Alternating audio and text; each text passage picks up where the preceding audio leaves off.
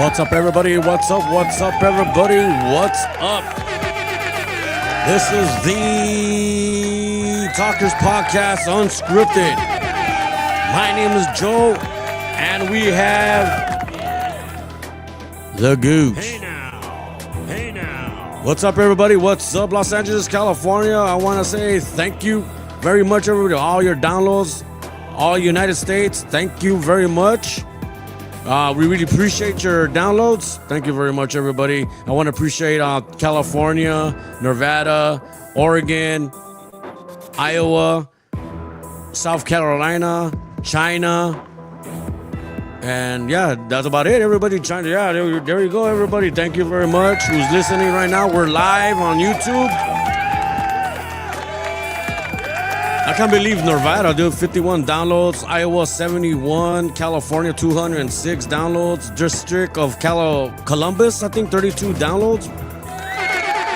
And China, we only have one download in China and one in Wyoming, everybody. Thank you very much for tuning in and listening to us. Keep on promoting our podcast, everybody. Let everybody know, spread the word. And we have the Gooch, everybody. What's happening, Gooch? Hey. What's happening? Yeah. What's up, everybody? Thank you very much, everybody. Yeah. It's been a hot day in Los Angeles, California. I can't believe it, man. It's getting on my nerves. I was in a bad mood today, Gooch. 84 degrees. It feels like it's 100 degrees, you know? But I don't know. I can't stand this fucking heat. I don't know how someone can put up with this fucking heat. Oh, I was frustrated love it. today.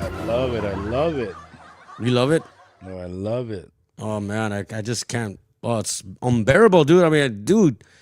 Oh, it was so fucking hot. I felt like you know what? To be honest, I sounded like a bitch today. I'm gonna be honest with you. Why? At work. Joseph?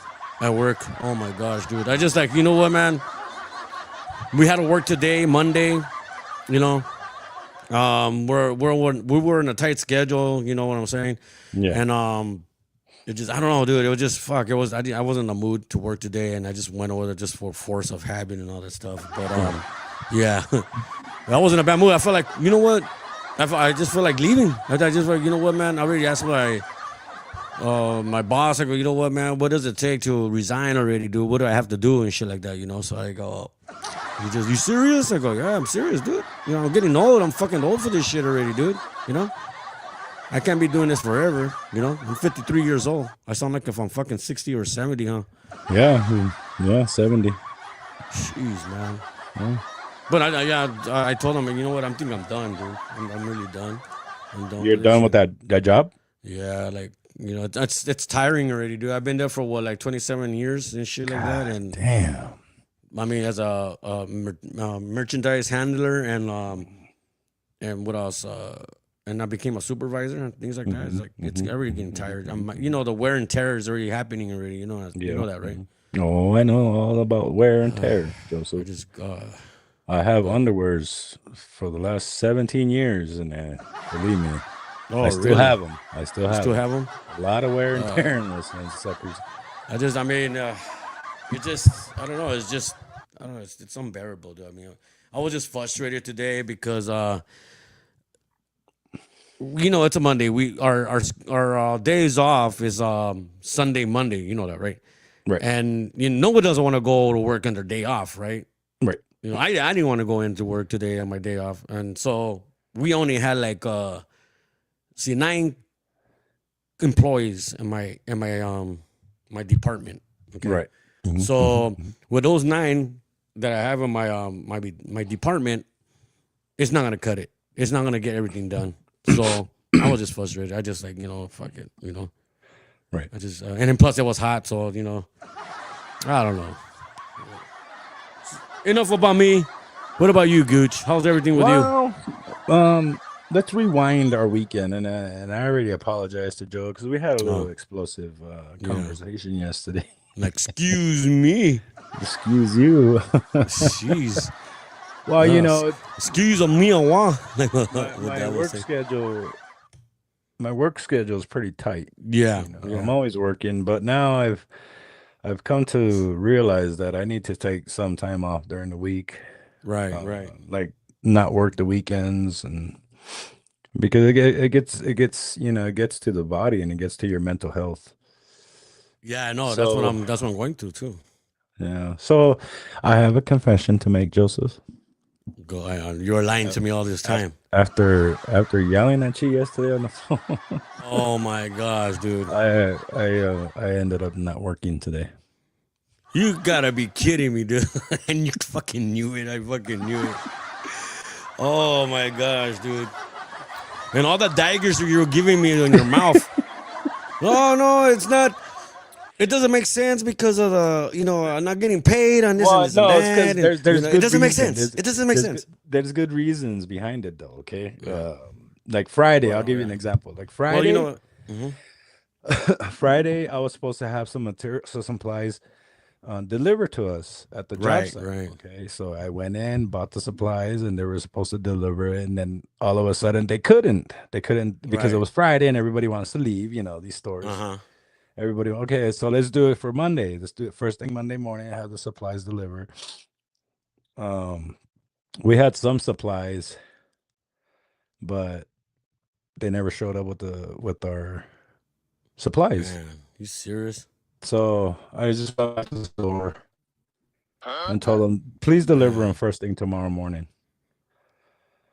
So, I mean, I went to work, but I really didn't work, because we were waiting for the supplies to show up. But it was like almost 10 o'clock in the morning, and those supplies were showing up, and that's what keeps us going. Because if we don't have the supplies, what are we going to work with, right? Yeah, I mean, we were, and when you called. Or I called. I forgot how it happened, but no, I called you. You called me, and I was all happy and this and that, and then you just came out and look, and yeah, I mean, it was like I felt like we were gonna argue. But it was due to reasons beyond control. I mean, I couldn't control it.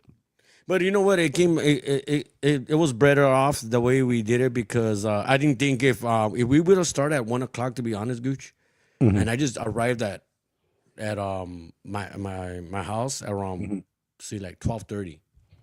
Oh. I didn't think I would have make it. Okay. So it came off in the better end. So thanks to you, Gooch. I mean, you probably, So my panties in a bunch were for a reason. Well, next time we do interviews, we're gonna set up things. We'll do it more like the way you said it. Like later in the 4 or afternoon. 5. Yeah. Yeah. So yeah. So, well, everybody, we just have a special guest. He's gonna be joining us shortly. His name is Ken W. Good. Everybody, here's his picture. All right. He's going to be joining us in probably, I think, in 3 more minutes. 3 more minutes. He's I got the notes here. He's a special guest, Ken W. Good, right? So he's a Texas ball. But he's a Texas bail attorney and board member of a Professional Bondsmen of Texas, everybody. So he'll be joining us shortly, 3 minutes. So right now we're doing the introduction. So the special guest today is gonna be Ken W. Good, everybody. So there's a lot of questions. I mean, I'm gonna ask him, Gooch. I'm just gonna, it's gonna be his show today. Okay. I mean, we're a different podcast. We're not gonna be just like the regular podcasts out there, and I want us to be different. You know what I'm saying? Yeah, I want us to be different than the others and all that stuff. So I want him to have the floor and educate us what is his goal and what he wants to do. What his accomplishments are? What his accomplishments are? Yeah, his accomplishment. What he wants to reach out there and all that stuff. So his accomplishments, he wants to reach out there and tell us and educate us and all that stuff. So it's about like ankle monitoring bracelets and all that stuff. All that stuff. So we're gonna get to that when he comes in. So Ken W. Good is gonna join us, everyone. Just like in 5, 4, 3, 2, 1. Here he is. Here's Ken W. Good, everybody. What's happening, Ken? Not much. Can you hear me? So here's yes, my brother. we can hear. My brother is the Gooch. We call him the Gooch. So my name is Joel. How you been? How's Texas? Oh, you're in Texas, right? Yeah, it's very hot. Yeah, it's hotter over here in California, Los Angeles too. So yeah, we're experiencing. What's hot today? What's hot? Yeah, today? It is. What's hot over there in Los Angeles? Yeah, what's the weather today? It's like around 84 degrees in the highs. Oh yeah, that's really hot. Today it was like 100 degrees here in Tyler. Oh my gosh. Yeah, Joe, I live in Wyoming, by the way. And the weather over here has been super hot. I think the highest last week was 109, I believe. Wow. Yeah, but it's different kind of heat. It's not California weather or Texas. Yeah. Right here is just like you can just feel it, man. It's just like unbearable. So unbearable. I can't stand it. I prefer winter. So like when it's cold and rain and all that stuff. So. Well, I probably like summer the best. I mean, I would probably be a spring person, but I have all kinds of allergies. But yeah, same here. I do. I have the same exact thing, allergies and everything. So, yeah. Yeah, I prefer the summertime because I live in Wyoming. Sometimes the winters over here are just brutal with snow and it can reach. I think the coldest I felt out here is probably anywhere between 35 to 40 degrees below zero, which is super cold.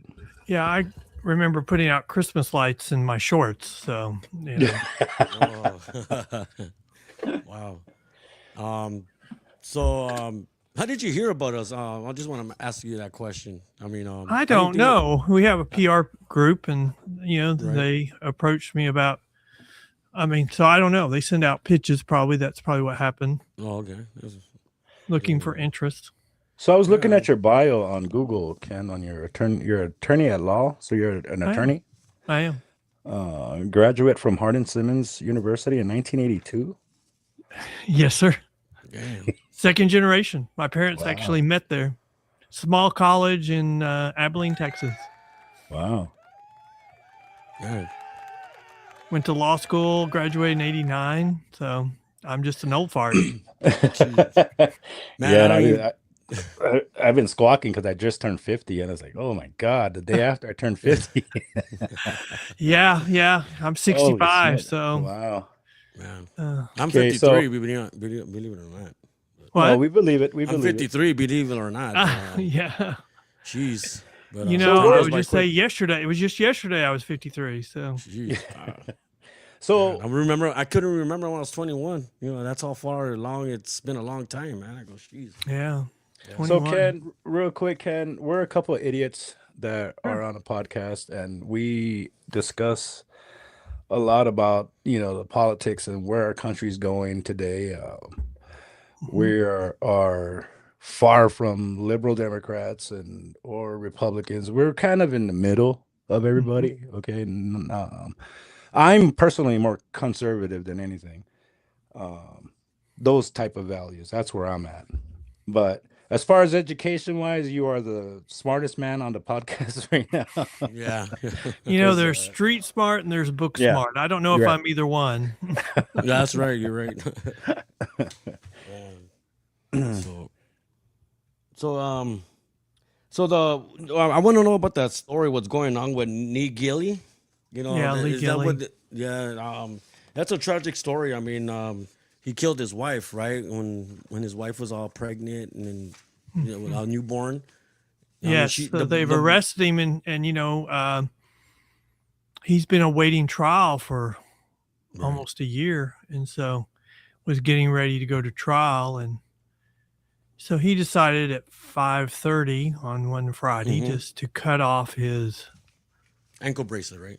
GPS monitor, his ankle bracelet, and somehow get from Houston, Texas to Canada.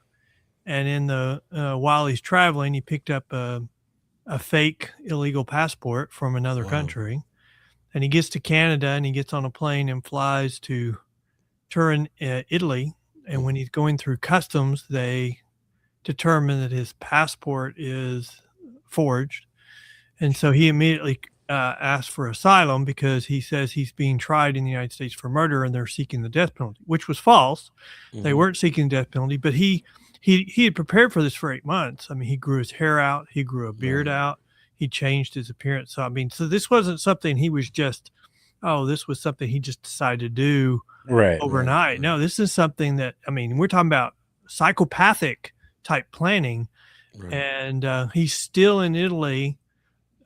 His trial has been delayed, but the Italian government has, the equivalent of the prosecutor in Italy has asked the court to grant the United States request to, expel him from the country, send him home, and get him back to Houston so he can be tried. Jeez. But I think the lesson here is about GPS monitors. I think the activists like to think that a GPS monitor is the panacea. It's the replacement for the bail industry. And if anything, this shows you how it's not. I mean, if somebody can get a head start on law enforcement for 3.5 days just by waiting till 5:30 on Friday, then this isn't, a replacement for anything. Because, the GPS monitoring company may report it, but the people that are going to have to act on it aren't going to see it till they get back to the office on Monday. Right. So are you for or against bail? I'm actually a big proponent of bail in the private industry part of it because it has the lowest failure to appear rate of any release mechanism. And so while we've been doing all these experiments, trying different approaches, they've been abject failures. And, the activists will never admit what they're proposing isn't working, but they've been abject failures. Right. Making the criminal justice system a lot worse everywhere they've been tried. So now if you take, so say we take like what's going on in our country right now, like the illegal immigrants that are coming from different, parts of the planet into the United States, they commit, murder, rape, or whatever the case may be, and they get caught. They send them to jail, waiting for for a hearing or for court or whatever, and then they get put on bail, or they release them to promise to appear. Now, my question is, why is that happening? Like, why is it a political? That's a good question because, if they're here illegally and they're charged with a crime, the posting of bail doesn't release them. It gets them released from the jail, but they just end up getting turned over to ICE. Right. And so then ICE will deport them. And, a bondsman would come to me and say, well, my guy never got out of jail. He got turned over to ICE. I'm like, no, you posted the bond that authorized the jail to release him. And they released them to the next group that had a hold on him, which was ICE. And so your bond is what authorized him to go to ICE, and then ICE deported him. And now you're going to end up paying the full bond amount because deportation is not a defense to a failure to appear. So the bonding community does not want to bond somebody out who is here illegally, but the federal government has set up a system where, the local jails are precluded from telling you if there's an ICE hold on somebody. And so that just makes it even worse. I mean, can you imagine if the government wants them, but they can't tell you that they've got an ICE hold? So you do your research. You can't find an ICE hold. You think they're here illegally. The family lies to you. So you post a bond. The next thing you know, they're deported. And now you got a 10% premium, but you're going to pay 100% on the bond to the government because there's a failure to appear. Right. That's not the way the system was intended. But that's where we are. And, the activists kind of make that more difficult because they're like, well, everybody wants to come to court, so we shouldn't have bail. But they just kind of ignore the very point that you raised about people who are here illegally that commit crimes. Right. I mean, I look at what the governor of Minnesota did. There was a guy that was in jail for, Tim Walz, who was in jail served all of his time for raping children, right? Yeah, children. Oh, yeah. And he gets out of jail for serving his time, and the federal government says, well, we don't want you in the United States. We're going to deport you. So Tim Walz grants him a full pardon. Yes. To try to prevent the government from deporting him. Yeah. And I mean, you can't even. I mean, I never heard Tim Walz actually defend what he was saying, other than "I hate Trump. I hate Trump." I mean, right. Okay, so you hate Trump. You want your citizens to be around child rapists because you hate Trump.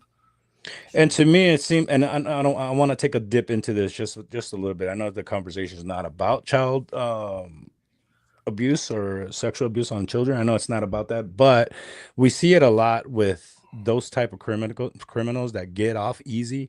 They get lighter sentence when they have, child porn. I don't know why the system's like that. And then we have political people like Tim Walz, Democrats or far left, whoever you want to call them. Soft on crime. Right. They're soft on crime, very soft on crime.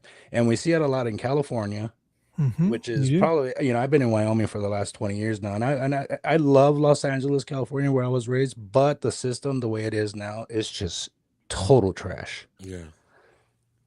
I did a podcast with a DA from California, and he said all misdemeanors across the state of California use a simple release, which is just your promise.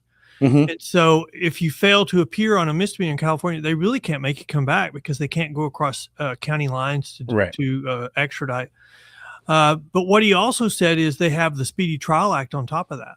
Yeah. So on misdemeanors, if you miss court and you just don't come back, the Speedy Trial Act is ticking. And so if you can just avoid getting arrested, they have to dismiss your criminal case. Isn't that crazy? And so, he said there's like an 80% failure to appear on misdemeanors in California. Now, that's a system that's absolutely broken. And the chickens have learned how to run the chicken house. So you got a charge, skip. Yeah. Hide for 6 months. Then your case is going to be dismissed, whatever the time period is. Yeah. And it's basically all the most like California, like I said, I love California and I love being there and raised there, but it's just a system. It's just so corrupt and it's just so lax on criminals. It's just ridiculous. Well, I'm getting worried that, after we've heard all the fraud out of Minnesota, I'm getting worried that California is probably the most is the worst state, most corrupt state in the country. You got to pay to play to almost do anything. You remember when Elon Musk was wanting to increase their launches from their base in California? Yeah. And someone that, in some coastal governing board said, we're not going to pass that just because of your political beliefs. Yeah. And so he ended up having to sue them, and they issued an apology as a result of that lawsuit. But that's how bad it is in California. They're so brazen that they don't think there's any retribution or there's no accountability for anything they do. And they think they think there's no accountability for them, kind of like the criminals. We're going to punish you for your political views. We're going to release you because of your because we're going to have soft on crime. Those are really pretty hand in hand the same position. Right. You're absolutely right. Just take the last the mayor election they had with Karen Bass, and I forget his name. Jeez. Well, one of the candidates, his house burned down on the Palisades. I forget his name. But anyways, I watched that closely because, as a Californian, I wanted Karen Bass out of there. All these people are all in on it together. They all have their hand in the cookie jar. But I was hoping for the best for California. Really. Well, and look at the 1 and 2 candidates go on to the general election. And the guy you were mentioning was in second place, and then when they counted up some more votes, he suddenly was in third. Yeah. And now the person at second's not even campaigning. So you want to, it's kind of hard to say it wasn't a put up deal. I would say it sure makes it seem like it was a put up deal from the very beginning. So she runs to the left of Karen Bass. She gets to be in the runoff. And so now the more moderate person is the activist, really. Right. And so if you're going to elect the other one, and she's not even campaigning. So it just seems like that was a manipulated result. And I think it would be hard to say it wasn't. Yeah, exactly. Spencer Pratt is his name. Yes. Well, I mean, especially go back to L.A. You know, the guy who was the DA ran for re-election last November, and he was a soft on crime DA. Oh, what's the name? Gascon? Yeah, Gascon. Yeah. He ended up getting 20-something% of the vote in the general election because he was so soft on crime. And, the lesson from this to me is, and, Karen Bass ought to listen to it. The activists will get you to stick your neck so far out for them, you'll get your neck chopped off. Yeah. And I think that's a good example of what happened with Gascon. And I'm surprised that it didn't happen with Karen Bass, but if it didn't, she's just going to double down and stick her neck out even further based on the recommendation of the activists. I mean, look at what happened in Maine with the Democrat candidate there. I mean, they got him to stick his neck out, and he started, sticking his neck out so bad. He's got this tattoo that's a Nazi symbol, and starts having all these things in his history. But he was going to be a loyal activist follower. And the problem is they didn't vet him so well. And so we're starting to see these socialist Democrats come out as candidates in primaries of Democratic strongholds. So the activists are pushing their party further and further to the left. And if you don't follow with them, you will be punished. Yep. And I think that's really showing itself on these soft on crime. These politicians know what the activists are pushing them to do is not good for the country. It's not good for public safety, but they can't say that or the activists will run them out of the party. Yep. And what are the name of these activists? Well, I mean, I think it depends on where you are. I mean, look at the groups, who their supporters are. Are we talking about organizations like Soros funds a bunch of groups. Antifa is like the brown shirts of the Democrat Party. That's the enforcers for the activists. They're the ones that are going to threaten you and threaten your family if you don't do what they're the ones that come in if you were to dare to stand up and say these policies do not work and soft on crime jeopardize public safety. Those would be the ones that would be making threats to you. Right. We see that retaliation, right? Yeah. And run you out of politics. I mean, we've got candidates who have been in politics for 10 or 20 years who are dropping out of primaries against these socialist candidates because they're getting attacked, by the equivalent of brown shirts. And so that's where we are. The activists are pushing the party so far to the left. I remember a time where my grandfather was considered a yellow dog Democrat, which, that means that you would have voted for a yellow dog Democrat if it was run as a Democrat. That's not true anymore. I mean, now the big tent, the party of the big tent no longer has room for conservatives, no longer has room for religious people, no longer has room for people who are in favor of policies against abortion. And now they no longer have room for centrist Democrats. You have to be an activist or they're going to run you out of the policy. I mean, you're starting to hear Bill a guy on TV that has a show that says if they embrace this policy, then my vote is up for vote. There's a commentator on for the Democrat Party says that if this is the face of the Democrat Party, then I'm not going to be in that party. So they're at the point where they're running off. It's a small tent party now, and in the history of the Democrat Party, there's been times where it was regional party because it didn't have policies that the most of the public would support. That's where we're getting to. We're going to get to, there's going to be a huge divide between the red and the blue states, and the blue states are going to get smaller and fewer because the divide's going to be so big. That's why it's really looking bad at the moment for some of our blue states, but it's just not, it's not going to last very long. Look at New York, Mandami. Right, yeah. He had to have a $4 billion or $8 billion subsidy from the state to balance his budget. I mean, how many years in a row can the state of California subsidize the budget of New York City? I mean, not. And, when we've had these type of governors or mayors in the past, they've had to, after they left, they had to have a bailout. Well, the Republicans aren't going to give a bailout to New York. I mean, they've been saying this is what will happen if y'all embrace these policies. And they're on track to do that again.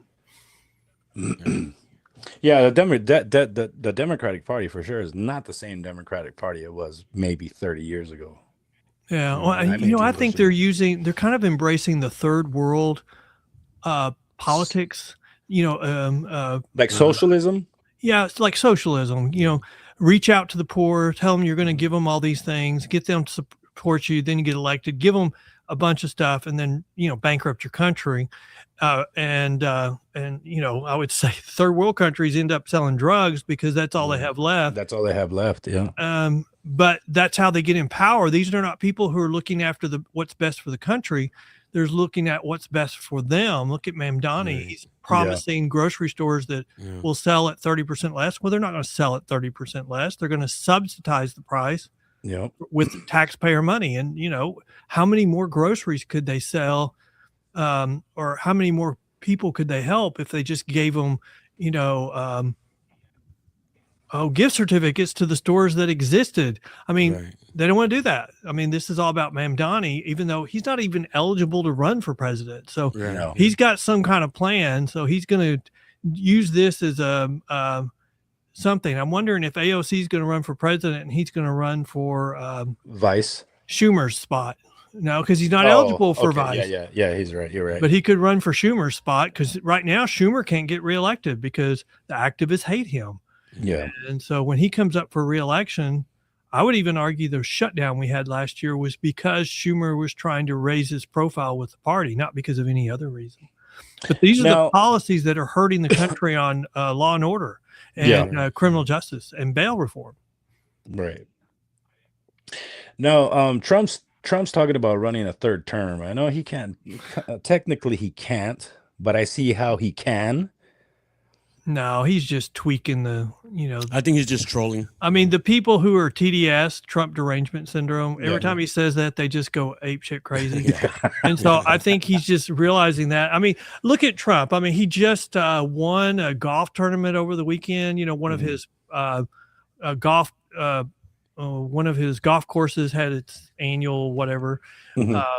And he won it. And so he gets on social media and he's trolling everybody else. The reason why I won is I'm a great athlete. That's what he was doing. I'm going to run for a third term. He puts on a cap that says Trump 2028. There are people in this world that go ape shit crazy when he does that. And so I'm all in favor of it. I'm in favor because, you and I would go, he's not eligible to run, move on. But, then when you've got the people running against him saying, well, we want to abolish the Senate. We want to abolish the presidency. We want to abolish the Supreme Court. I mean, you know what? Trump doesn't seem so crazy when they're saying their policies are, we're going to get rid of all these things. We're going to close all jails.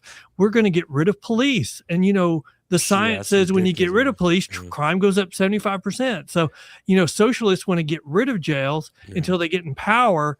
But once they're in power, the jails get bigger because they're not full of criminals. They're full of all of their political opponents. Exactly. Oh, that's crazy. Yeah. So that's, is that what we want? I mean, it's what they want, obviously. Yeah. But that's not, all that does is enrich them. It doesn't make our country more safe. It actually is completely contrary to our entire history.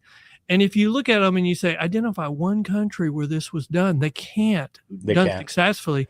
They'll just say, well, they didn't go far enough. They weren't. I mean, no, you're crazy. You're living in a bubble. Yeah. I mean, if you get rid of police, you're going to be subject to people telling you what to do, or you're going to be harmed, and there'll be nobody to protect you. I mean, the whole concept of police and the criminal justice system is to protect the criminals from the gangs, from the posse. And if you get rid of them, well, then you're just going to be subject to the mob. And, in socialist countries, the mob is usually the ones that are in control, and it's the poor. Yeah. You know what I want for president for the upcoming 2028? What? I mean, it'll be cool if JD, what's his name, JD Vance and Marco Rubio will be vice president and president. That's what I'm rooting for right now. I saw an article, was it today or yesterday, where JD Vance is under attack, and they were arguing that he's under attack by the elites of the Republican Party. So they're asserting their control back over the party by attacking JD Vance. I mean, JD Vance has been attacked by both the far left and the far right probably for the last 6 months. So they see him as the prohibitive favorite for president 2028. For 2028. But I agree with you. Marco Rubio would be just as good of a choice. I mean, you can't go wrong with either one of them. And Rubio has done such a good job with foreign policy. Yeah, I would just say we don't elect presidents usually based on foreign policy. And so I think that would hurt Rubio. But I think Rubio would be an excellent choice. He's real quick with it. That's what I like about him. Well, and he also, quick. As he's gotten older, he's matured and he's gotten to the point where he can defend what he's doing very, very well. And he calls people on the carpet. And, I mean, if you look back at Trump 1, before his first presidency, when we would have a debate on the issue during the primaries, they would bring on someone for and someone against, and they'd let them both talk. Well, the press was criticized, saying you helped Trump win by doing that because you made it sound like his policies were good. I mean, the press is not doing that anymore. So now you could see it yesterday where Dana Bash from CNN was on with the Health and Human Services secretary. JFK? JFK Jr. And she gets on there and she just says, well, don't you think you're partly responsible for the increase in measles? And, when he starts talking, he says, I'm not going to let you use our airways for this. And, she won't let him talk. And finally he says, wait a minute. Measles have increased everywhere in the world because of COVID. And you're accusing me of being only responsible for it. Am I responsible for all these other? And our response to the measles has been much better than anywhere else in the world. And yet you're attacking me. And I'm like, well, that's really where we are. I mean, the mainstream media brings in a candidate they don't like and they just attack them.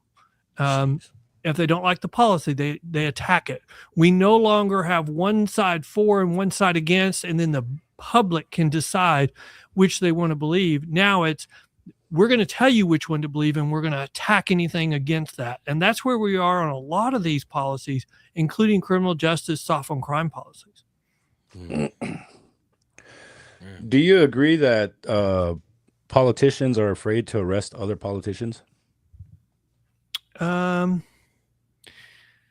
I agree? I would say historically, yes, but not anymore.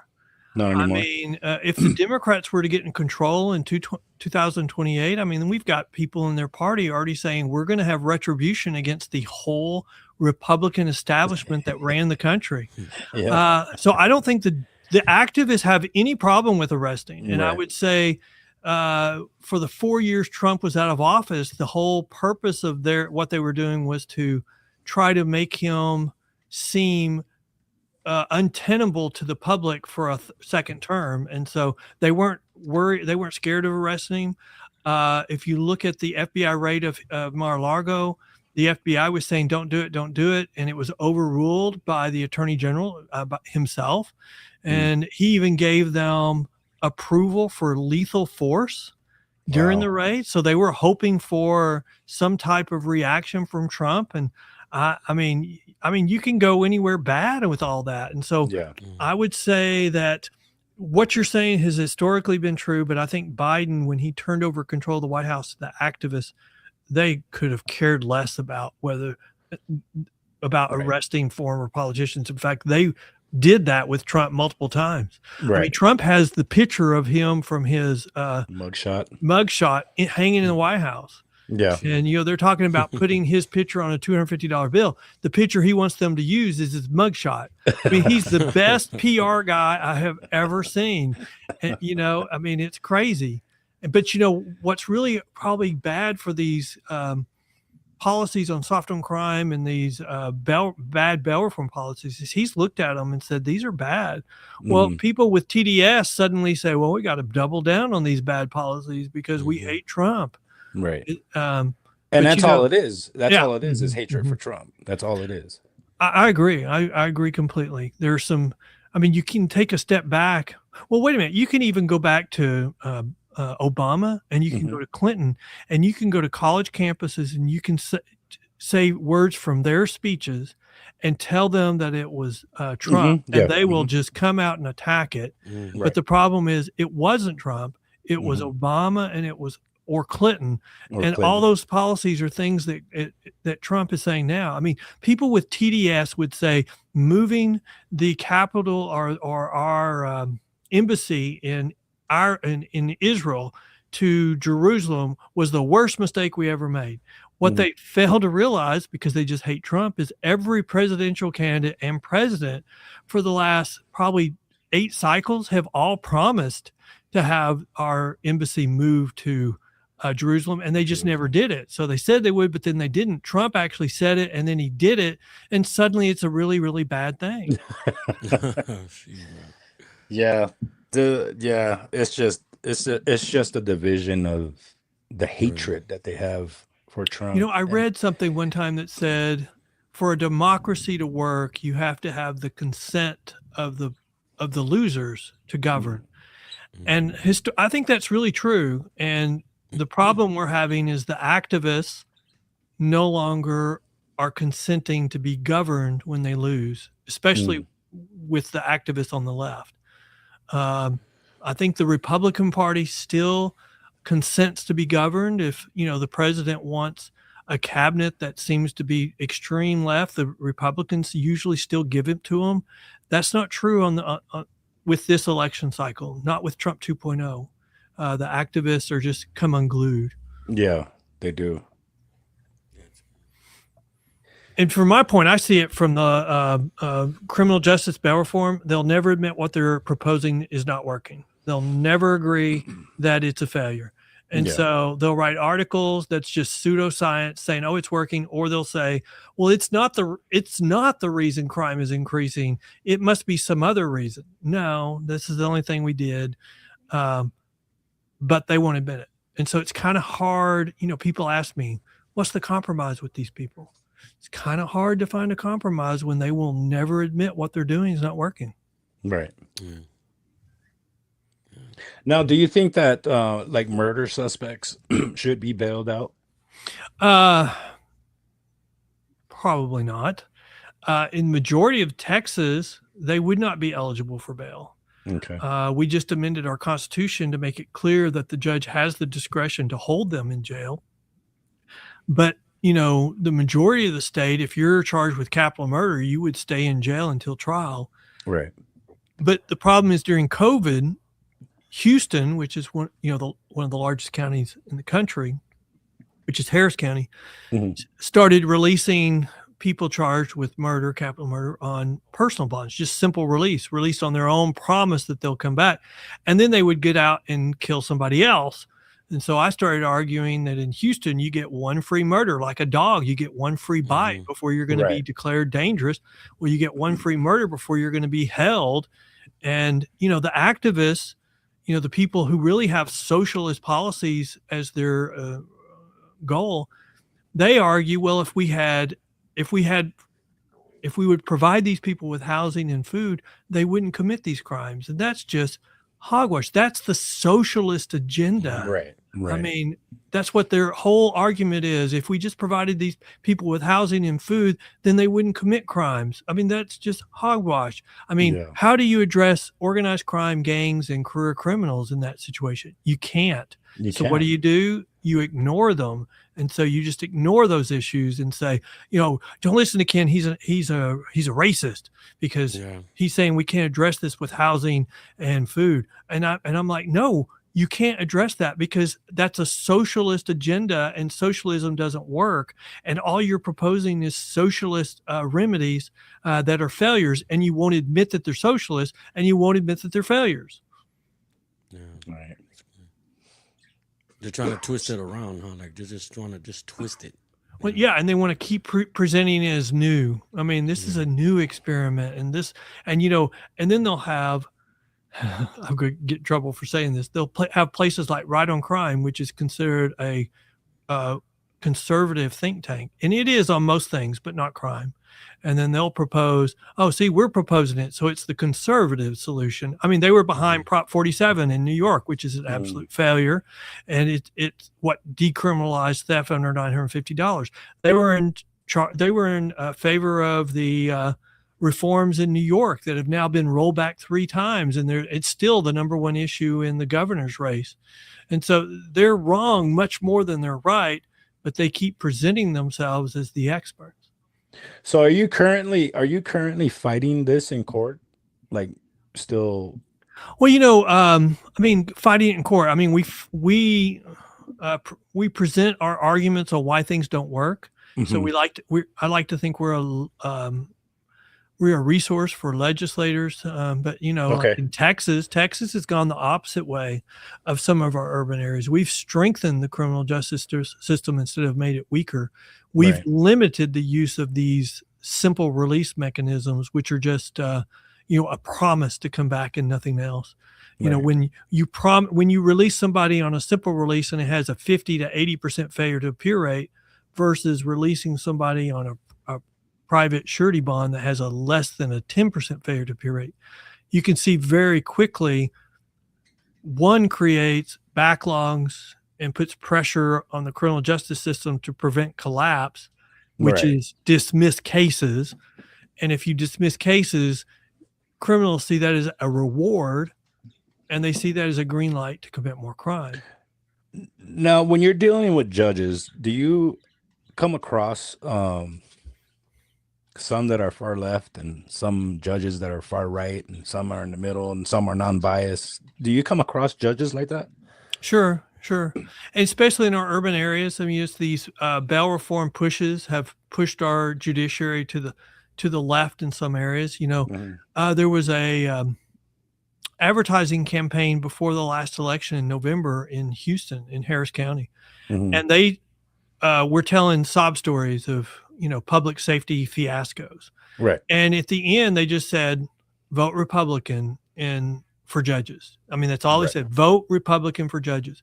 Right. Every contested judge in the November election in Harris County that had a Republican opponent lost, even if it was a family court judge, a civil court judge, a JP judge. Really? All of the Republicans won. Almost every one of them. I think there were a few. And so that type of campaign was very, very effective. And I think you're going to see more of that because, you're going to see more of that because these policies do not work and they won't admit it. And then the activists put pressure. I mean, I had a chief deputy go to a court in Houston because he did not want the defendant to get out of jail. So he was there at the arraignment to voice that he did not believe he should get out of jail for his criminal history or whatever.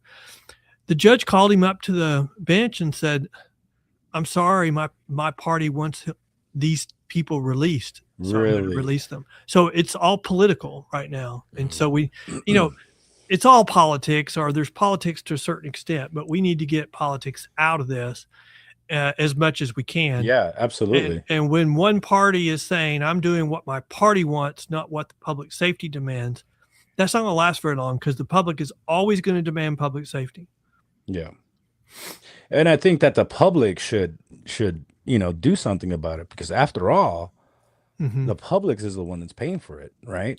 Yeah. The judges, the polices. But in the next election, well, except for the socialists, but in the next election, you're going to have some Democrat candidates who are going to try to hide and claim that they're all for public safety.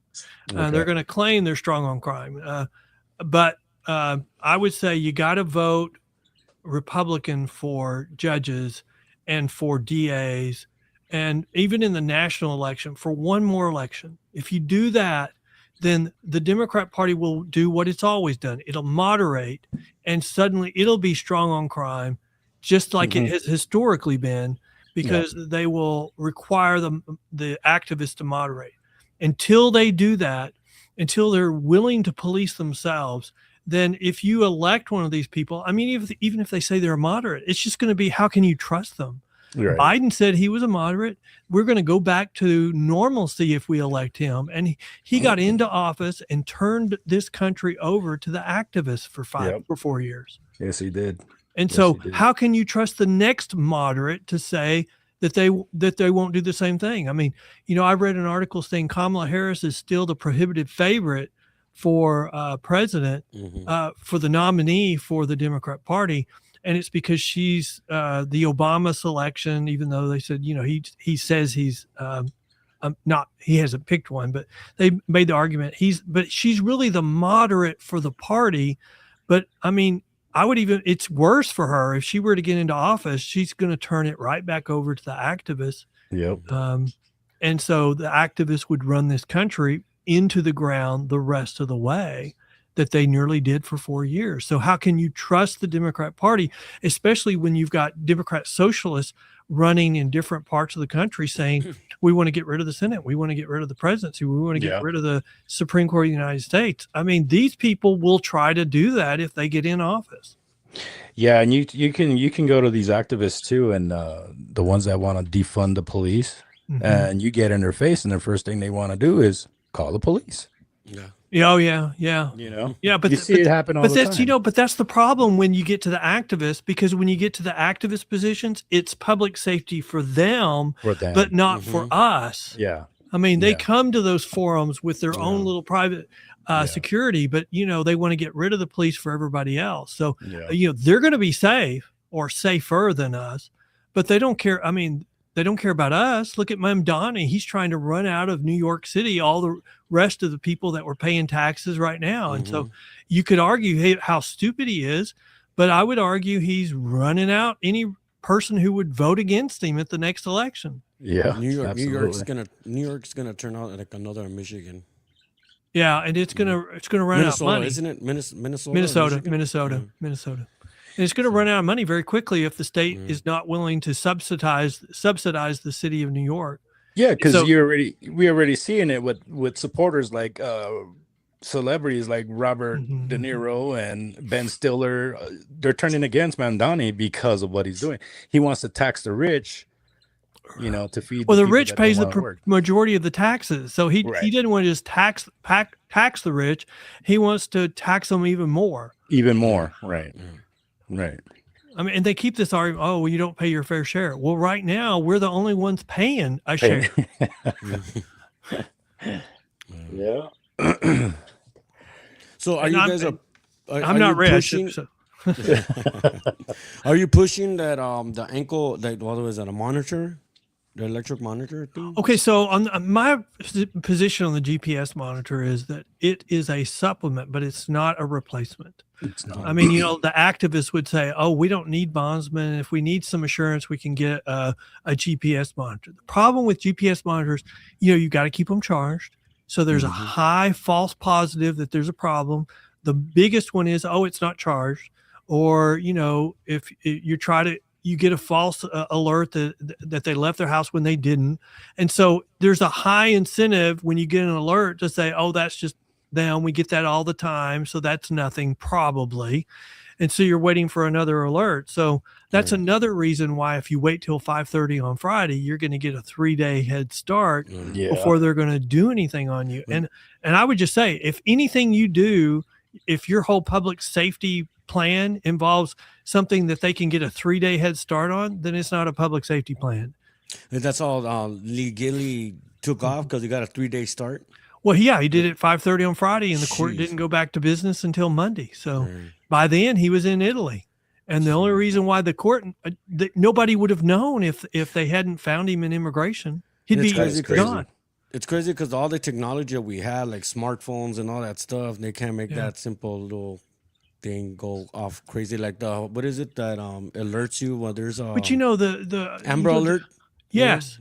But the problem is our activist friends use those types of arguments all the time. Well, we can just send them a text message to remind them to go to court, and they'll come to court, and we don't need these bad old bonding companies and stuff.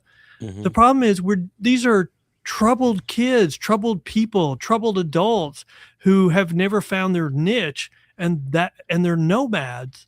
They don't have a place that they fit in. And so they go through phones. They probably don't have a phone. And then when you're living on the streets and you're a drug addict and you've got mental health problems, you think a text message is going to work to remind them to go to court? No, absolutely No.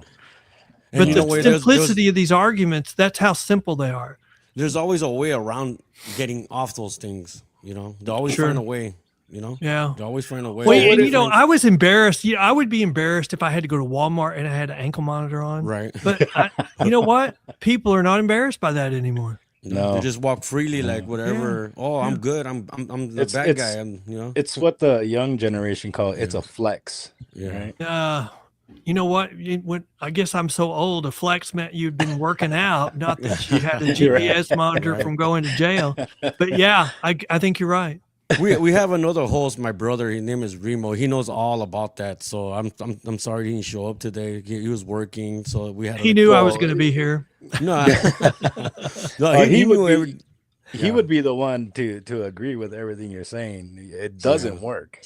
Because it can be a supplement. It can be an addition, but it can't be there. And you know what nobody says is the cost of that is so high. It can be more expensive than having a bail bondsman. Yeah. I mean, the cost is a per day cost, and you can imagine being out of jail. Believe the average time is 3 or 4 years before you're going to go to trial. Right. I believe our younger brother Remo, because I believe he's a 2-time felon. Okay. I believe 1 year he cut off his ankle monitor. This was probably in the early 2000s or late 90s. Wow. Yeah, I believe he did. I might be wrong. I might get a phone call. No, I'm sure he did it. I heard that story. I believe it. And, you know, it happens. Damn. Yeah. Because there's always a way around something just to get rid of it or escape from it and, you know, things like that. Well, but, you know, here's the reality. So, okay, the court orders a GPS monitor. Yeah. You fail to show up. Okay, so Monday morning, whoever's monitoring does a report to the court, and the court issues a warrant. Well, where does that warrant go? I mean, it doesn't go to a police officer who's looking for you. No. It goes down the hall in our urban areas and joins the tens of thousands of other warrants waiting to be served, which usually means you have to commit another crime before you're going to come back into the system. And compare that to our private industry. If they see you're doing something wrong, they can report that to the court and ask for a warrant. And then if the court issues a warrant, it goes back to the bonding company. Like in Texas, they can't serve it, but they can locate you and call police to serve the warrant, or they can hire recovery agents to go and serve the warrant.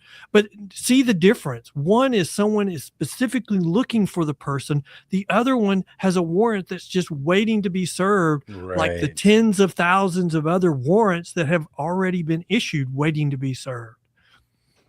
So what's the solution to this then? What's the, do we even bother having them? I think you know what the solution is? We know what works. We know how to fight crime. We know how to reduce crime. We know how to have public safety. And, you know, I think the FBI director said it best. We've got to let good cops do what good cops do, and we've got to support them. And we know how to get people to go to court. It's relying upon the private bail industry even more, and not using or limiting the use of these simple release mechanisms, which is just a pinky promise. Oh, I promise I'll come back. And limit those as much as we can under the Constitution. And you know what? Crime will go down. And the activists know that, and that's why they can't admit what they're doing is wrong and not working.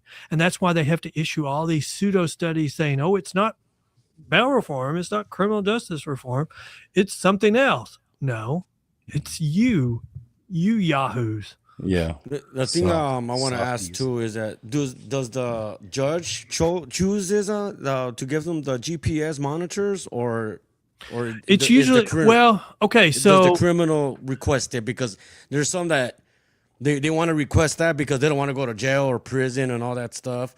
And I mean, sometimes I feel like, does the judge offer it, or does the criminal? So bail is regulated by the states. And so like in Texas, GPS monitor can be added as a condition of your release pretty much on any bond. Right. But like the bail reform movement that we're seeing, like in New York, they just made a list of crimes. It says if your crime is on this list, you get released on no bail. So you get released on your own recognizance, period. No matter what your criminal history is, no matter how many times you've committed this crime, we're going to treat everybody the same. a first-time offender, a 10-time offender. That is crazy. They all get treated the same because it's on this list, and we've tied the hands of judges, and they have no discretion. And I think that's one of the main goals of activists. They want to tie the hands of the judges because the judges know criminal histories are the biggest and best indicator of whether you're going to commit crime in the future. And so they have to say, you can't look at that, and here's what you have to do. And I think that's part of the problem. That's why they've rolled back New York as bail reform 3 times, because they keep removing stuff from the list that they put on it. That is crazy. Yeah. I mean, we need to give judges more discretion, not less. And we need them to hold defendants accountable. I mean, that's the biggest problem is this bail reform is removing accountability. I've got an example of multiple guys in Houston that missed court 16, 17 times, and they just get rearrested, released on the same personal promise to come back. And you can imagine, I mean, I would have said 5 times on the same release isn't working, but they said it 17 times. If I was a judge, I'd probably say 1, maybe 2, but I'm not giving you 3. Yeah. But they gave him 17. And can you imagine the police? These police officers are arresting him and then taking him to jail. They're spending all their time rearresting that guy. And speaking about having the judges' hands tied, the police are the ones that have their hands tied with these type of policies. They do, especially with these defund the police arguments. I mean, so they're having to be very, very careful because we're in this cycle. We're 6 months before an election, probably less, where historically the activists have looked for some public incident that they can make the rallying cry for the next election. And they'll have protests, maybe something even more than protests. And they'll say, you're getting mistreated, so you need to come out and vote for us. You need to get mad. And then they did it. And then when the election was over, they just went back to business as usual. I would say the AOCs, the Democrat socialists, the reason why we're seeing them is because the Democrats or the activists have gotten tired of the promises with no follow through. So now they're electing the crazies, the ones that now are advocating for the defund the police, even though the science says when you defund the police, crime goes up 75%. And these people who say they're wanting to help certain minority communities, when you defund the police, those are the communities that are going to get hurt the absolute worst. Absolutely. Because crime goes up in our minority communities quicker than the rest of society, because we commit crime pretty much within our racial groups. And the ones and the ones that defund the police, there's the ones like the Gooch was saying earlier. They're the first ones to call the cops. Yes. They're the first. I mean, where was it? Seattle, where they had the CHOP district, where they, after the George Floyd, so they had an area where they just didn't allow the police, and we had some social scientists look at that. Crime went up 75% very quickly. They were sued by at least a couple of lawsuits. The local businesses called them. Sued them for not providing public safety and got several $1 million, and a family sued and got like $30 million. So, if the government's not going to do its function and turn it over to the activists, there's been real consequences for that. And I think that these lunatic socialists, Democrats, I believe, I'm just saying it's my opinion. I can't prove it, but I believe they're getting paid to be crazy. If you know what I mean? Well, I think there are some protesters that are paid protesters. Yeah. And I think we're seeing more and more of that. And I think Soros is a good funder. But I think the NGOs, which Trump has come in and ended, were a lot of the funding sources. I mean, we're paying, our own government was paying for protesters.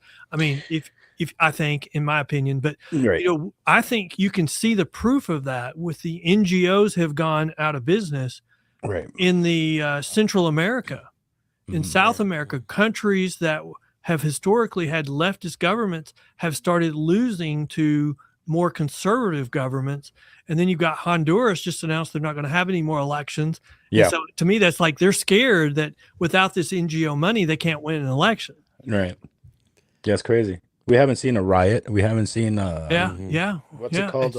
When they ransack a store and they take off. That's a we good haven't point seen too. that. We haven't seen that in a while since the Biden administration. Wow. You think pretty soon, maybe like in a near future, they're gonna have a GPS monitor every illegal that comes to the country? No, just to monitor them? No, we can't afford it. We can't afford it. I mean, the best that'd be example, a good idea, right? Well, if we could afford it, but no, I don't think. I mean, and also since there's a lot of false reports of problems, we'd be chasing our tail all the time. Yeah, there's a good example of that in the criminal justice world, where the reason why I have so much hope on these soft on crime policies won't work is because they want to just release everybody, and they don't want to have prisons, and they don't want to have jails. Well, the public demands public safety, but when you go too far to the opposite direction and you hold everybody in jail, well, the public's not going to pay for that. So you got to find a middle ground, and the middle ground's really relying upon the private industry, but it's a strong accountability.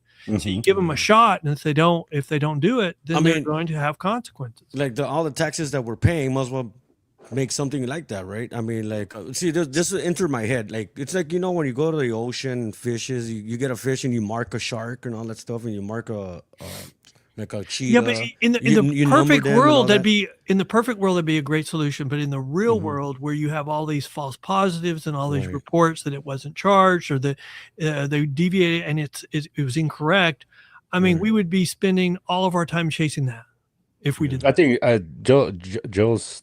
I think he's talking about Auschwitz. Well, one of the things that Trump came in and changed, and it's a big court case right now with the immigration policy, is, Biden was encouraging states to put people in hotels. And there was a reason for that, because if they were held by the government, they had to have a hearing within 30 days. But if they were out and not being held by the government, then their hearing could be put off 2 or 3 or 4 years. Yeah. And so Biden was advocating for policies that would get these people released and dispersed out into the country. And so Trump has turned that around, and he's been winning the cases on that, saying they should be held, and then that would require them to have a hearing within 30 days. It's funny you should bring that up, because I went to Aurora, Colorado a couple of weekends ago for a basketball tournament for my son. And we stayed. I'm not familiar with the area, so I just picked the hotel room so we can stay on for a couple of nights. And no kidding, the amount of Somalis that were in that hotel was mind blowing. Well, I blame California for when I go to Lowe's and everything is locked behind a cabinet now. Yeah. I mean, we go to Walgreens and everything you want is locked up. I blame that on California. Here in Wyoming, we haven't seen that yet. And in the city I'm living in, we haven't seen that yet. Yeah, we go to Walmart, everything's all locked up. Caged and everything. Yeah, and they have fewer employees because they require them to pay them. They require to pay them a certain amount they can't afford, and so they have fewer employees, and everything's behind lock and key. Yeah, absolutely. A lot of smash and grab and all that stuff, so. Well, I don't blame the businesses. If the government's not going to provide public safety and not going to defend them for having their goods in their community, I mean, what choice they have? I mean, a lot of stores have closed in California because they can't survive $25,000 a day in shoppifting. Yeah, that's a perfect example. Was Oakland? What's it? Oakland, city of Oakland in California. Well, and what Mamdani's arguing is, these businesses should be willing to lose that money, and how dare they close their businesses? And I'm like, how dare the government not provide them with security so that they can have a business? Yeah. I mean, you think that they wouldn't have a business in your community if they could make money? And if you're not going to provide that, if you're not going to make them with an environment where they can make a money, they're not going to survive. And with this younger generation, these socialists, what they don't realize, they hear the word free, but they don't realize that it really isn't free. Somebody has to pay for it, and it's the taxpayers. Well, and there's an argument that there's a circle of all the different types of governments, and the argument is that a democracy usually ends when the public realizes they can vote themselves free stuff. Mm-hmm. And when they do that and they start voting themselves all this free stuff, then democracy is on the wane to end. And it usually, when a democracy ends, it goes into a dictatorship, which is kind of interesting when you see the Democrat socialists. That's really what they're wanting to do. They're wanting to switch from our government and to get rid of everything and then elect a dictator. And once that happens, then they'll never let go. Oh, yes, the No Kings protest. Sure. I mean, isn't that just an outgrowth of, TDS? I mean, just Trump. Is.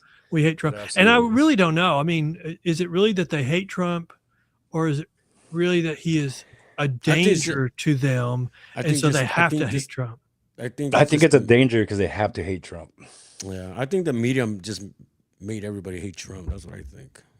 You think about it, Trump is a very wealthy man, and so he's not subject to the politics. He can't be controlled by the interest groups. Mm-hmm. And so he's going to do what he thinks is right. Well, if you're an interest group or you're an activist, you hate that. Right. Because you can't control the result. Right. And I would argue that a lot of these attempts on his life are because he can't be controlled. That's crazy how we've seen that, man. Especially how just imagine what would happen if we switched all that and it was the Democrat candidate that was being shot at. I mean, we would, that's all we'd hear about every night on the news, that the Republicans are crazy and the Republicans are behind this. And you switch it. Now it's, well, we're not the ones fanning flames. Yeah. But we are not responsible. The person who pulled the trigger is responsible. Well, they have your little manifesto all doing your talking points. And that just, I mean, that's crazy to me. I think this new generation of Democrats, they just want civil unrest. They want to flip this country upside down. I think there's a faction in there that is. It's kind of like on the soft on crime policies. There's a faction of that coalition that does not want jails. They do not want prisons. They don't think we should hold people responsible for crimes. But that's really the socialist agenda. Yep. They're spouting socialism and saying that is a reasonable criminal justice policy. No, there's no policy there for public safety. It's really a policy for public disorder, chaos. Yep. That makes much more sense. Just like gays for Palestine. I mean, that almost seems like an oxymoron, doesn't it? Right. I mean, it's like if we put you on a bus and send you to, I mean, you wouldn't survive a night because that's how they treat your kind. And you're here in a country that protects you so you can say oxymoronic things. Yeah. But if you were to go there, I mean, there was a story about probably 4 years ago of a young woman who was going to prove that the Middle East was really a safe place. And so she decided to go hitchhiking through there. And of course she disappeared. Yeah.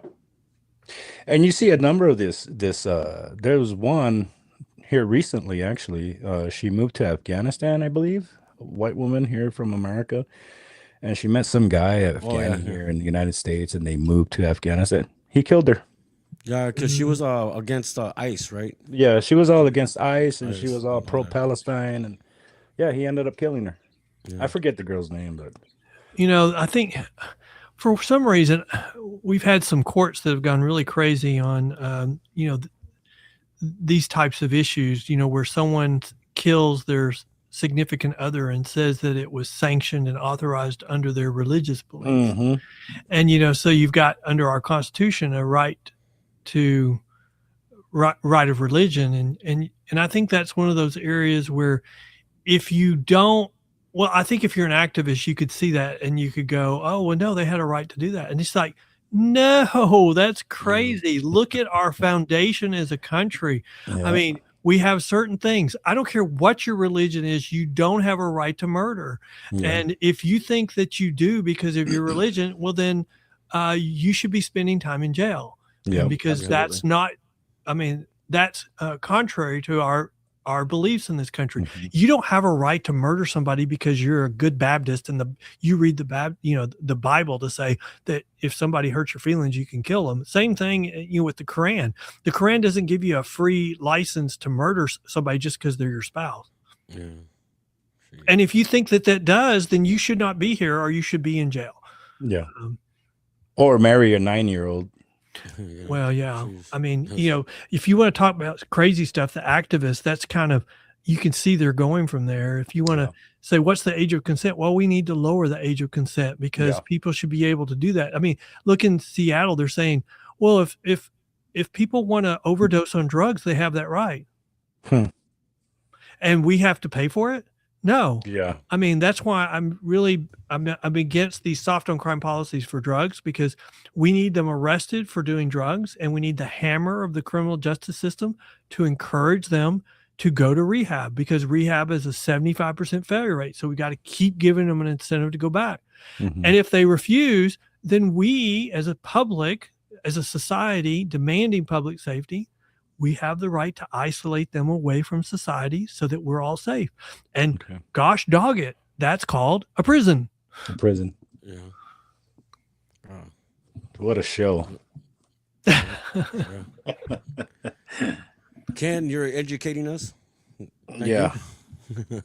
Well, I would say a lot of this is just common sense. I mean, probably 5 years ago, none of this would have been even crazy. But now with the activists setting the agenda, suddenly some of these things are considered crazy or taboo. And it's like, no, it's a return to what we know works. Yeah. It's definitely common sense. And people don't have much of that. I mean, did you guys see that? Do they not, or do they really? They do have common sense, but we have a lot of manipulation of stuff going on. I don't know. I don't know the answer to that. Yeah. I'm worried that we have a lot of manipulation of elections, and I want to set up safeguards to ensure that we don't. Right. But we have this debate. It's really a 2-year-old debate. Yes, we do. No, we don't. Yes, we do. Right. No, we don't. Yeah. I mean, that's what I would do in a fight when I was 4. You're right. I mean, we can't have a freaking debate anymore. Yeah. Well, I think that a lot of the corruption comes from, being paid. Like it was proven already with the Karen Bass, when they were trying to vote her in, the homeless people were coming forward saying, they were giving us $5 to vote for Karen Bass. I don't think that'll ever go away. Well, I mean, if they were pass the Save America Act, that would have a huge impact on it. And that's one of the reasons why you have the activists opposing that and opposing it viciously. Right. I mean, they've had one Democrat come out and say, well, if they pass the Save America Act, we won't win another election. Well, what? Yeah. I mean, is that a concession that we're manipulating elections? Because that sounds like it. Yeah, because that tells me that it's okay for the illegal immigrants to vote when they have no form of ID being a citizen here in this country. Yeah. I mean, the fact that California won't turn over their voter rolls, and yet they say, oh, there's not any illegals voting. I'm like, you know what? I'm not going to believe you until I see your voter rolls. Yeah. And I have a feeling that when we see the voter rolls, it's going to be pretty shocking. We got a couple messages if you want to read them, Joe. Well, it's I don't know. Email me so we can stay in touch. Well, he wants to join us, but like in a few of his friends wants to join us. I don't know who that is. No, just all right. Are we gonna keep going, or you want to call it a show? I think that's it, right? Join your next stream with a few of my friends. Add me up on Discord. Yeah.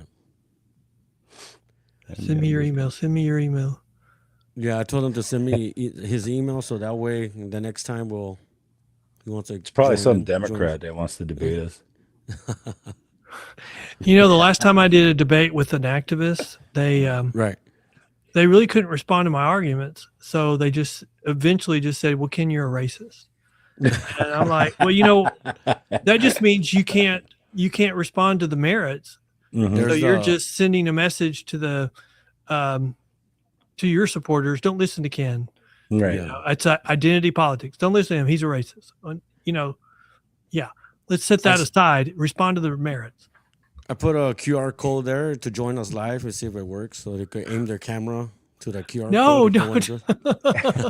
Well, hey, I've never even seen that. Maybe that'll happen. Maybe Wouldn't that be fun? Right. Maybe. Well, there's our QR code there.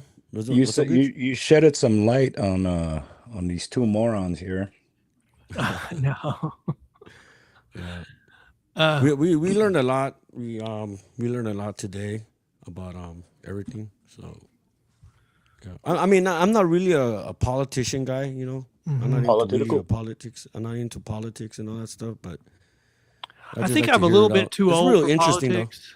But my wife is a very private person, and I would never try to put her through a political campaign. I mean, she would never survive it because she's so private. But yeah, I mean, I think I love the policy and I love the argument and but I don't think the activists would not like me because, they wouldn't be able to manipulate me, and I'd call them on the carpet. I would spend all my time looking at the numbers. The best example I have of that is, the activists were all saying last year, you don't have to believe us when we say crime is not increasing. You can just look at the FBI statistics. Right. So in October, I wrote an article saying, here's all the reasons why the FBI statistics are incomplete. And 10 days later, they were suddenly updated and they were showing crime was going up. It wasn't because of anything I did. I just knew. Right. And so suddenly the activists were no longer able to talk about crime. They just started yelling, Trump is a fascist, Trump is Hitler, because they no longer could say, oh, look at the FBI statistics. They show crime is going down. No, they show crime was going up. Well, I think it's safe to say that we all know who the activists would vote for if there was a campaign between Trump and Hitler. It's safe to say. Yeah, I like the part there that they're trying to make it like he was claiming himself he was God. Yeah, all the activists. But that's where we are on politics. Nothing is an honest debate anymore. It's all about, what can we mislead about each other. Yeah. And I think that's probably on both sides, but it's specifically on the activist side. And they do that on Trump all the time for TDS. Yeah. He said, oh, there's good people. Even, the Pinocchio side said that was a three Pinocchio lie for Biden to be saying that, but he was still saying that in his debate where he looked like a babbling idiot. Now, since you're an attorney, right? Yes, sir. The auto pen, can they rule all that out? Considering it was these documents, these pardons were signed by an auto pen. You know what? I don't think that's going to be successful if they do that. And I'll say for several reasons, but I will say the auto pen is usually used for ceremonial purposes. Right. It has been used to sign specific serious documents, but only because the president was out. He was out of position. So he was like on a foreign policy trip. Okay. And so there was a specific instance and they used it for that. It's unprecedented the way Biden did it. But the problem is, let's say you and I started litigation today saying that Biden's pardon of Anthony Fauci was by the auto pen. He didn't know what he was doing. He didn't have anything. He didn't approve it.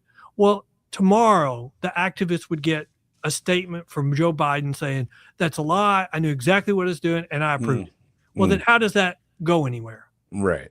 And so anytime you were to start litigation on the auto pen, Biden would come out and say, no, I knew exactly what I was doing and I approved that. And so then your litigation would be over. Whether he did or not, that's because he has no choice. Right. I mean, look at his son, Biden. I mean, his Hunter? son, Bo Biden. No. Oh, okay.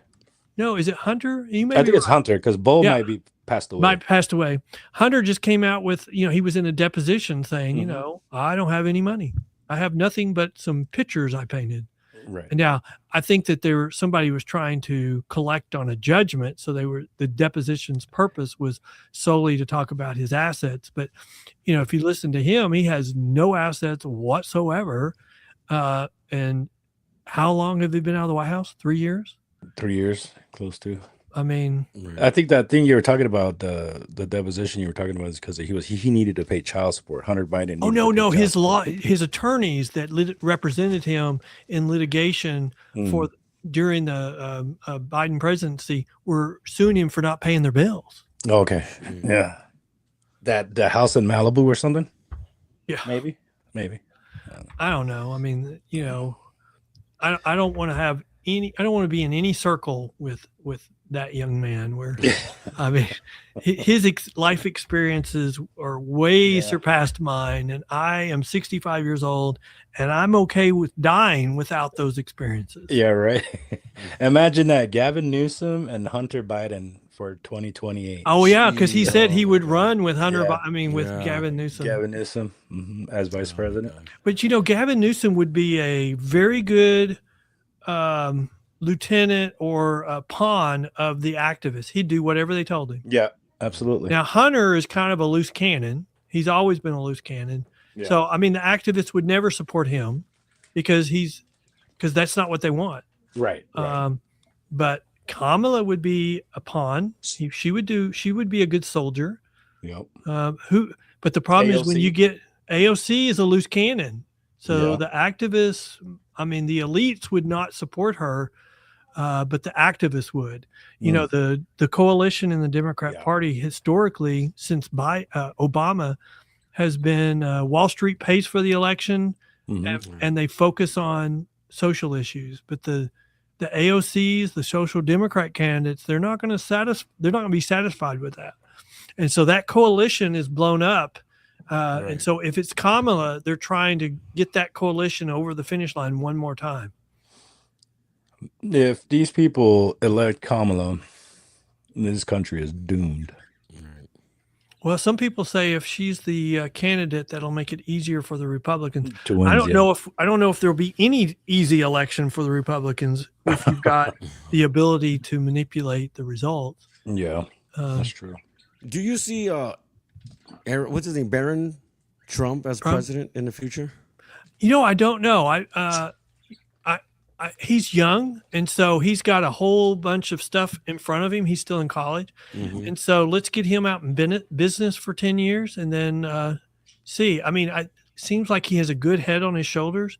He was given credit for a lot of the social media outreach that Trump did, and I do think that was one of the key factors in Trump winning his second term. But I think the major reason why Trump won was criminal justice policy or lack thereof on the activist side, and also immigration policy. I think those were two things that pushed Trump over to 2.0. And I don't think that the Democrats have really come to a recognition of that, because they still are not. They're still for open borders, and they're still for decriminalization.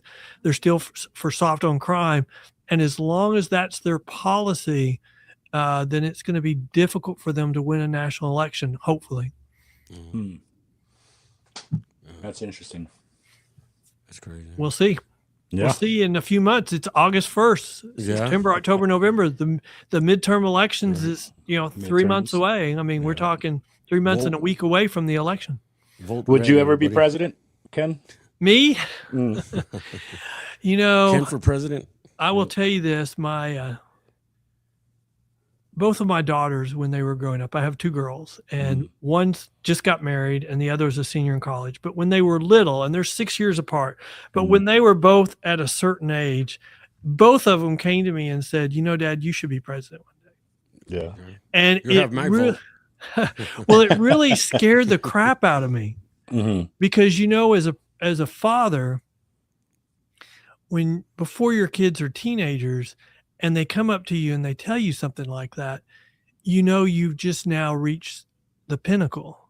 Right. And there's nowhere you can go but down, especially when they hit teenage years. Right. I remember when my oldest was 13 and, she wouldn't let me give her a hug for a year because, all those hormones blazing. But so really I had the opposite reaction when both of my daughters, when they came to me and said, "Oh, you should be president," it actually scared the crap out of me, because I'm like, it's not that I'm scared on policy. I'm scared that there's nothing I could do but something that would make my daughters think less of me. Right. And I was like, that makes you really, as a father, want to be a better man, but I mean, you can't live up to the fantasy that, your daughters have is, oh, you're a perfect person at that point. Right. And so, I'm a strong Christian. And so I'm always trying my best on what I think is best. But President, I'm 65. I know Trump was 80, but I'm not, I'm great for advocating policy, talking to legislators. Right. But I have some people that would be dead set on talking bad about me if I ran. Because, for some reason, I've created a couple of enemies. Yeah, right. I couldn't run. I have too many skeletons in my closet. Well, nowadays it looks like they'll just make up skeletons if you don't. Yeah, have right. one. Yeah. I mean, so I'm good. So we're going to vote for Joe. Yeah. Oh, no, not me. I'm too short for a president. Sure, you're short. Yeah. Yeah, I'm like 5'4", so I don't think they'll vote for me. Yeah, I think they'll laugh at me, but not vote for me. I could put Joe in my pocket. Why? So how tall are you, Gooch? I think I'm 5'9", 5'10". So are y'all's families? Is that average for y'all's families? No, our his kids are tall, man. My kids are tall because of their grandpa on their mom's side. Mm-hmm. My son is 20, and he's 6'4". Wow! I got a 16-year-old who's in basketball, and he's pushing 6'4". He's like 6'3", 6'4". Yeah. See, I'm 6'2", but when I graduated high school, I was 6 foot. My brother has always been 2 inches taller than me. So he was 6'2" when he graduated from high school. Then I grew 2 inches, and then, damn it, he grew 2 inches. So he's 6'4", and I'm 6'2". Yeah, and I hear we shrink as we get older. Yeah. I think Stop 50. Stop it. Yeah. I think at 50, right? So I'm short. I'm getting shorter and shorter and shorter. Well, and I like to hang upside down on an inversion table to stretch out my spine so that if I am shrinking, that'll reverse that a little bit. Yeah. I got to get me one of those. Yeah. My kids look down on me all the time. Look down. Literally. How does it feel looking up at them, Gooch? Yeah, my neck hurts. Yeah. That's hilarious. All right. I think we're it, Joe. All right, Ken. That's it. It was nice meeting you, Ken. Yeah, nice meeting you, man. It was nice talking to you and all that, man. We learned a lot from you, and I hope everything goes well with you and with ankle monitor, GPS stuff, and I hope they kind of like make something new. I mean, they should invent something new that could detect it real fast. How about microchip in their hand? Yeah. Go back to Revelations. Let's put a mark on everybody's hands. That's what we need to do. Well, thanks, guys. It's been great talking to y'all. I had a great time. Thank you. It was nice meeting you, Ken. Thank you, sir. Thank you. See you, Ken. That's Ken. Good, everybody. And do you have any last words, Ken? No, I mean, if people want more information about us, they can go to pbtx.com, which is our website. We have a blog where we highlight important criminal justice stories. We have our own podcast. Okay. And there's a link on the menu, and or you can go straight to our website, thebellpost.com. All we do is talk about criminal justice. Is it the pbtx.com? Yes, sir. Mm-hmm. Okay, I got it right here. All right. Check it out right there. Good night, guys. All right, good night, Ken. Good night. Thank you very much. Thank you for joining. Be safe. That was Ken W. Good. Everybody, thank you. And I think this is it for us for tonight. It was a good show. Just want to thank everybody for tuning in and all that stuff. Thank you, Ken W. Good. It went almost an hour and a half, period. But it's over, and it went very well. Yeah, so are you ready, Gooch? Yes, sir. I got to go to the restroom. Figure out who that was in the comments. If he wants to come on the show. Yeah, I sent him the email. Let's start dragging people into the show, like, Yeah, that's why I put that QR code. Right. Maybe they can. Next time. All right, guys. Thank you for tuning in, everybody. Any final words for you, Gooch? Don't drink and drive. Do not drink and drive, everybody. Stay clean. Don't get in trouble. Be vigilant out there, everybody. That's the Gooch, everybody. That's the Gooch. And we just had our special guest, wonderful guy. Terrific guy. I hope he runs for president because he has my vote, everybody. Yeah, he has my vote. That's Ken W. Good, everybody. Check out his website. Where's it at? I just had it right here.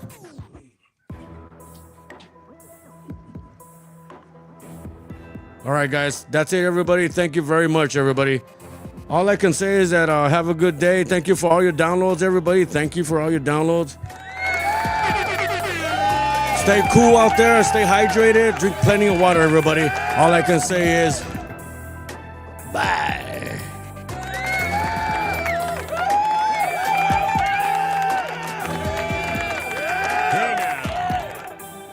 Hey now. Hey now.